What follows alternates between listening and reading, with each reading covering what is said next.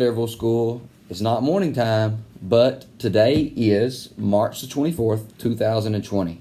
A few birthdays are happy birthday Lizzie Halcomb, happy birthday Sydney Halcomb, happy birthday Kai Epley, happy birthday Miss Nevaeh Finch, and happy birthday Chance Henson.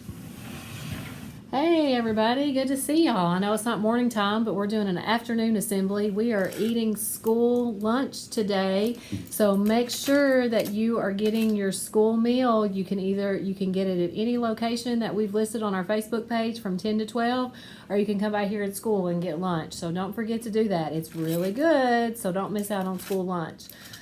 Just a couple other announcements we want to make sure you guys are aware of. School will not be back in session until April 20th. April 20th is our return date. We will be in communication with you all very soon about how to complete NTI work for that extended week and how we're going to get that work out to you. We'll have that communicated very soon.